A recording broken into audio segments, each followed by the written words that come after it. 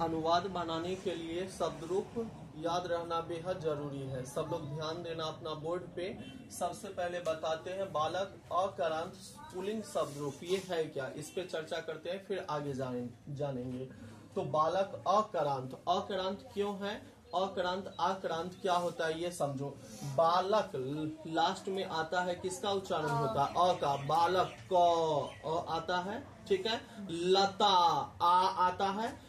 उसके बाद मान लो बालिका, तो बालिका का आ आता है, तो वो हो गया आकारांत शब्द रूप, ठीक है। ये अकारांत मतलब जिसके लास्ट में अ का उच्चारण हो वो अकारांत शब्द रूप हो गया। जिसके लास्ट में आ का उच्चारण हो, जिस शब्द के अंत में आ का उच्चारण हो वो क्या हो गया? आकारांत शब्द रूप हो गया। थोड़ा सा गौर करेंगे, उसके बाद आगे जानेंगे। तो उसके बाद यह बालक जो है यह पुल्लिंग को दर्शाता है। लड़का कहने से किसको दर्शाते हैं हम लोग? पुल्लिंग को। तो ये पुल्लिंग हुआ। उसके बाद ये शब्द रूप है, मतलब बालक जो है अकारांत पुल्लिंग शब्द रूप है। तो यह हमें किसी भी तरीका से अपना ध्यान में रखना होगा। याद करो, लिख लिख के प्रैक्टिस करो, याद हो जाएगी।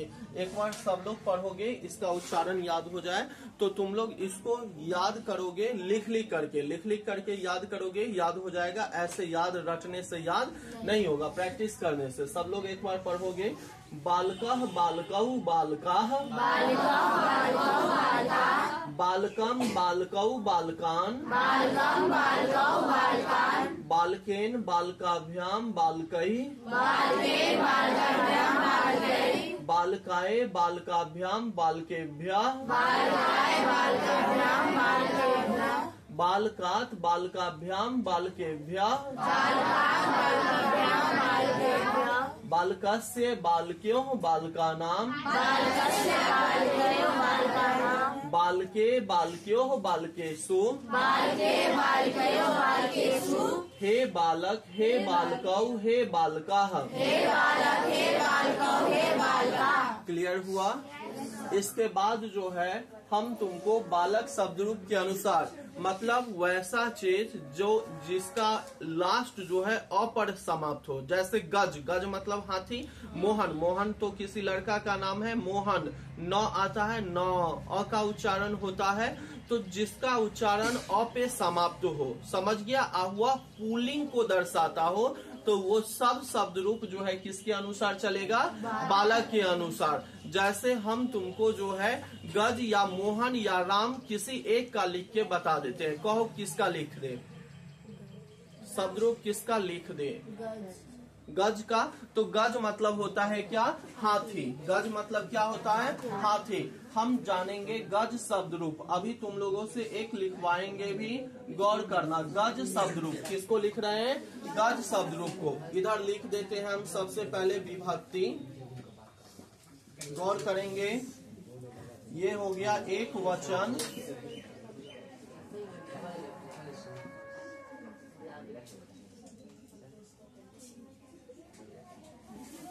प्रथमा विभक्ति, द्वितीया विभक्ति, तृतीया विभक्ति, चतुर्थी विभक्ति, पंचमी विभक्ति, षष्ठी विभक्ति, सप्तमी विभक्ति, और ये हो गया संबोधन। गौर करो, यहाँ सभी लोग गौर करोगे, बातें नहीं करोगे। कैसे लिखते हैं? क्योंकि इसके बाद तुम ही को लिखना है और यह सीखना बेहद जरूरी है। तुम लोग इधर हो जाओ और लिखो। यहाँ क्या है? बालक है, तो क्या लिखे? बालक लिख के क्या लिख दिया गया है? विसर्ग। मतलब प्रथमा विभक्ति एक वचन में, प्रथमा विभक्ति एक वचन में बालक लिख के क्या लिख दिया है? विसर्ग। बालक शब्द रूप है ना। अब किसका लिख रहे हैं? गज शब्द रूप। तो यहाँ हम भी गज लिख के और क्या लिख देंगे? विसर्ग। ऊपर वाला गौर करो, कोई लड़कियां लिखो नहीं, सबका ध्यान बोर्ड पे होना चाहिए, नहीं तो बाद में हम पीट देंगे, इसलिए गौर करो। गज लिख के विसर्ग दे दिए। अब यहाँ क्या है? बालकौ, बालक लिख के औकार लिखा है, तो हम भी यहाँ गज लिख के क्या लगा दे? ये औकार है, तो ये क्या लगा दिए? औकार। यहाँ पे बालक शब्द रूप लिख रहे हैं, तो बालक लिख के आकार और विसर्ग दिया है, तो गज लिख के आकार और क्या देंगे? विसर्ग। समझ रहे हो? आगे देखो, क्या लिखा है बालकम, बालक लिख के, ये बालक लिख के महलंत लगाया है, तो गज लिख के और क्या लगा दे महलंत ऊपर वाला है। और फिर बालकान, बालक लिख के आकार और न हलंत, तो गज लिख रहे हैं ना, गज लिख के आकार और न हलंत लिखने आ रहा है। इसके बाद लिखना पड़ेगा। फिर देखो तृतीया बालकेन, बालक लिख के एकार और न दिया है, तो हम यहाँ गज लिख के लास्ट वाला पे एकार और न देंगे। फिर यहाँ क्या है बालकाभ्याम, बालक लिख के आकार और भ्याम जोड़ा है, तो हम यहाँ गज लिख के आकार और क्या जोड़ देंगे भ्याम जोड़ देंगे। फिर यहाँ बालकय, बालक लिख के आयकार विसर्ग दिया है, तो गज लिख के आयकार और क्या दे देना है विसर्ग। अब चतुर्थी में क्या है बालकाय, बालक लिख के आकार और य, तो गज लिख के आकार और य। फिर ऊपर वाला है, ऊपर वाला क्या है गज, बालक लिख के आकार और भ्याम दिया है, तो गज लिख के आकार दे दिए और क्या दिए भ्याम दिए। फिर यहाँ पे क्या है बाल के भ्य, बालक लिख के एकार, तो गज लिख के एकार और क्या दिया है भ्य, तो यहाँ क्या दे देंगे भ्य। क्लियर हुआ। उसके बाद सीखो अगला है पंचमी, पंचमी में क्या है बालका, तो बालक लिख के आकार और त हलंत, तो गज लिख के आकार और त हलंत। उसके बाद ऊपर वाला है, तो ऊपर वाला क्या है बालक लिख के आकार और भ्याम, तो गज लिख के आकार और। अब क्या है यहाँ ऊपर वाला, तो ऊपर है यहाँ क्या बालके भ्या, तो गजे भ्या हुआ, कैसे हुआ गज लिख के एकार और क्या जोड़ दिए भ्या। ठीक है। अब देखो अब है षष्ठी, षष्ठी में क्या है बालक से, बालक लिख के स्या जोड़ दिया, तो यहाँ गज लिख के क्या जोड़ देंगे स्या। फिर क्या है यहाँ बाल क्यों, बालक लिख के यौकार विसर्ग, तो गज लिख के यौकार और विसर्ग।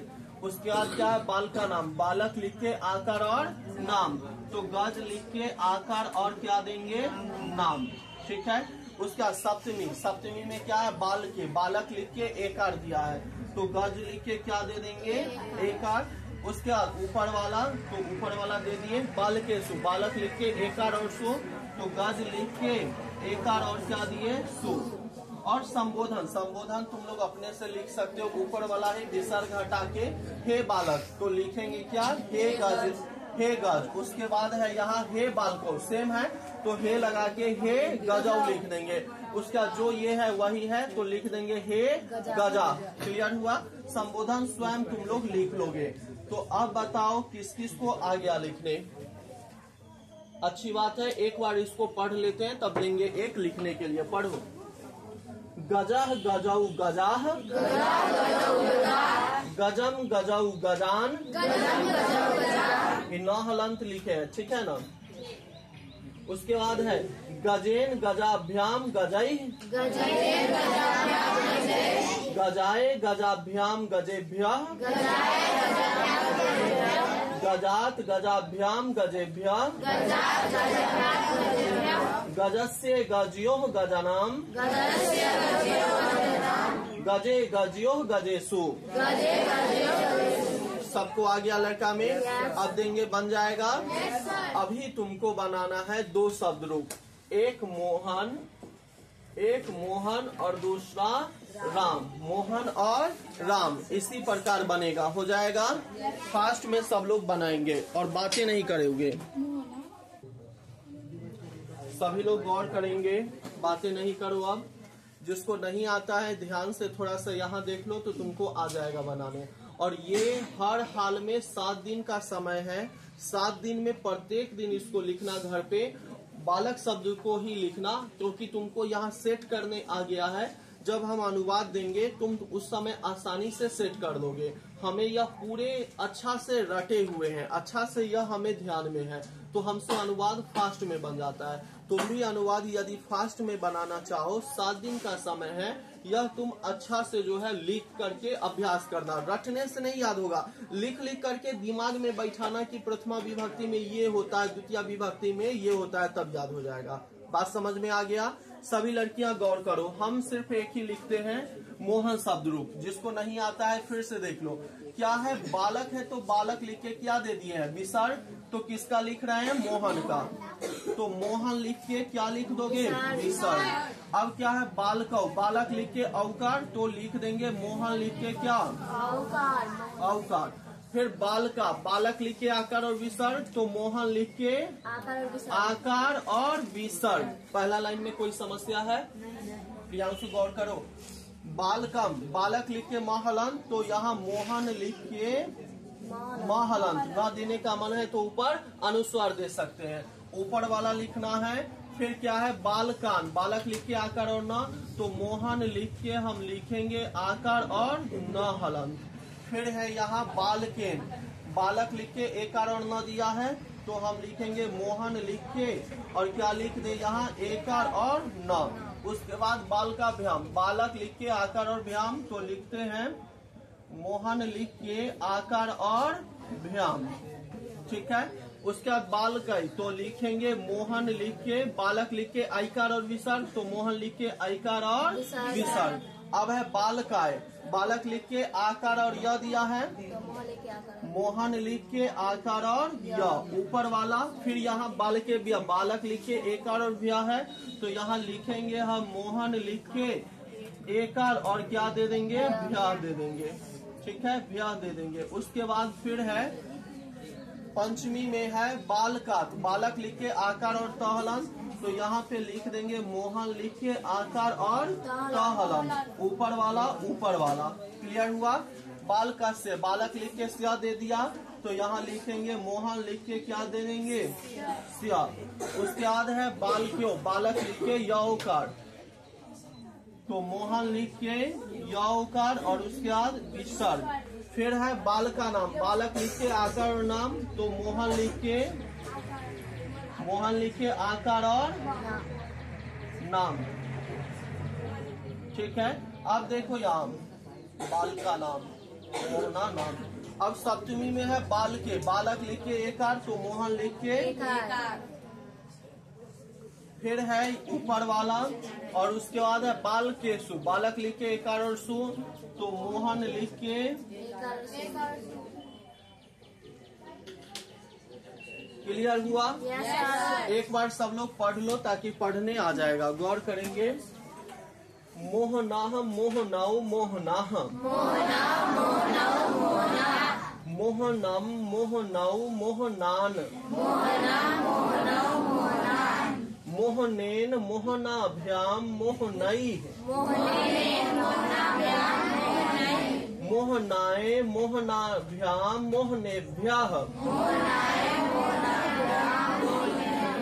मोहनात मोहनाभ्याम मोहनेभ्यः, मोहनस्य मोहनयोः मोहनानाम्,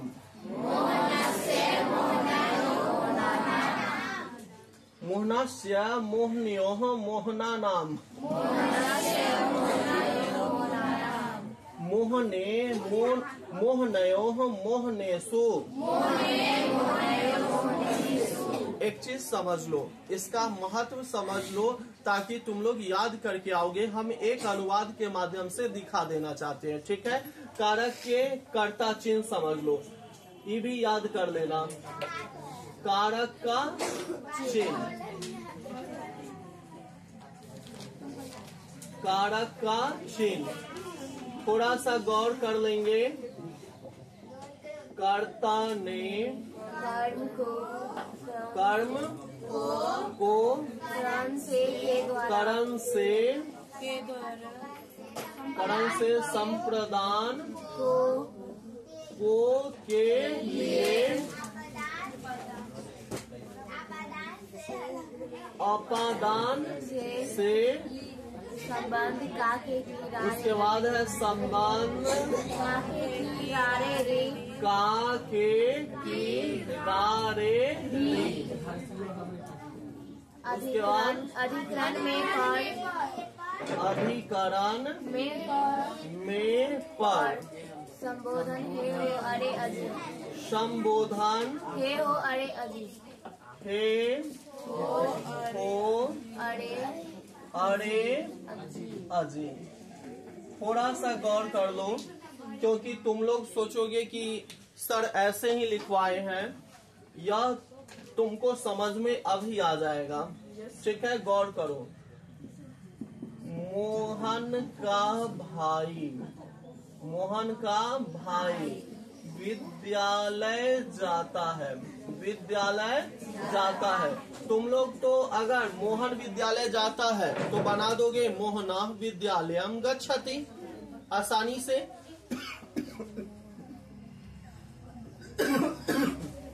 गौर कर दो, बस दूगो अनुवाद समझाते हैं ताकि तुम इसके महत्व को समझो। लड़कियां मत लिखो, समझो, इसलिए मार खाएगी। अगर बेहतर अंक उठाना है तो पढ़ो, इस कोचिंग में आई हो तो पढ़ने के लिए आई हो। गौर करो, मोहन का भाई विद्यालय जाता है। कौन सा शब्द आया? का। एक चीज है, यहाँ से है, यहाँ पे लगाव होगा। ठीक है, जैसे वह कलम से लिखता है, हाथ से लगाव है। वह चाकू से फल काटता है, हाथ का लगाव है। और यहाँ पे बिछराव, यहाँ पे क्या होगा? बिछराव, मतलब बिछुड़ने का बोध होगा। पेड़ से पत्ता गिरता है, अलग हो रहा है। मैं घर से विद्यालय जाता हूँ, घर से अलग हो रहा है, तो बिछराव हो रहा है। ये दो चीज याद रखना। ठीक है, उसके बाद अब लगभग कोई रिपीट शायद न हो रहा हो, तो अब देखो यहाँ संबंध। संबंध में क्या है? का, के, की। संबंध जोड़ता है। संबंध क्या करता है? जोड़ता है। जैसे मोहन का भाई, मोहन और उसके भाई में संबंध तो दिखा दिया का। तो यहाँ पे अब देखो, यह करता है तो इसमें कर्ता में प्रथमा विभक्ति होगी। यही सब विभक्ति। कर्म द्वितीय विभक्ति, करण में तृतीया, मतलब सीरियल बाई सीरियल। प्रथमा विभक्ति, द्वितीय विभक्ति, तृतीय विभक्ति, चतुर्थी विभक्ति, पंचमी विभक्ति, षष्ठी विभक्ति, सप्तमी और अष्टमी विभक्ति। हिंदी में न लिखे, अंक में लिख दिए। क्लियर हुआ? तो यहाँ पे संबंध में कैमी विभक्ति लगाना है? षष्ठी विभक्ति। मोहन का भाई, तो सप्तमी के षष्ठी के एक वचन में क्या है? षष्ठी के एक वचन में क्या है? मोहनस्य। क्या है? मोहनस्य। अगर तुम इसको षष्ठी के एक वचन में बालकस्य है तो बालकस्य कैसे लिखे? बालक लिख के स्या जोड़ दिए। तो यहाँ मोहन का भाई, तो क्या लिखोगे? मोहन लिख के क्या जोड़ देंगे? स्या। अब भाई के भ्राता, भाई के क्या होता है? भ्राता। अब जैसे बनाते हैं वैसे, मोहनस्य भ्राता विद्यालय जाता है, तो हो गया विद्यालय। जाना के क्या होता है? गच्छ। और एक नाम के साथ क्या लग जाती? मोहनस्य भ्राता विद्यालयम गच्छति। बात समझे कि नहीं? तो ये जब तक ना याद रहेगा तुमसे अनुवाद नहीं बनेगा। पेड़ से पत्ता गिरता है, पेड़ से पत्ता गिरता है, एक वो पत्ता है, पत्ते गिरते हैं में बहुत सारा। पेड़ से अलग हो रहा है ना, पेड़ से अलग हो रहा है। पेड़ का वृक्ष होता है, और यह वृक्ष आ आया, वृक्ष आ आया लास्ट में। अच्छा, वृक्ष में आ आया ना, तो अकरांत पुल्लिंग शब्द रूप चलेगा। तो देखो यहाँ बिछराव आपादान में होता है, आपादान से बिछराव। तो पेड़ से जिसके साथ आएगा उसमें पंचमी विभक्ति लगाओ। पंचमी में क्या है? मोहनाग। यहाँ पे क्या है? बालका। बालक लिख के आकार और तो पेड़ के वृक्ष लिख दिए, और यहाँ पे क्या है? बालका। बालक लिख के आकार और तहलन, तो आकार और तहलन वृक्षात। पेड़ से का हो गया क्या? वृक्षात। पत्ता गिरता है, पत्ता के पत्रम, गिरना के पत्र। अब पत्र में एगो नाम है तो क्या लगेगा? तो यहाँ ती जोड़ देंगे। वृक्षात पत्रम पतति। क्लियर हुआ? तो तुम समझे कि यह कैसे बनेगा। ये सब, यही सब चीज बोर्ड में पूछता है, मैट्रिक के बोर्ड में। तो इसके लिए ये तुम्हारा रामबाण है। ये नहीं याद करोगे तुमसे अनुवाद नहीं बनेगा। महत्व समझ गए? तो अच्छा से याद करके नेक्स्ट क्लास में आओगे तो हम लता शब्द रूप पढ़ाएंगे, और साथ साथ उस दिन फल समझा देंगे। तो इतना करके आना। आज बार रहने देते हैं।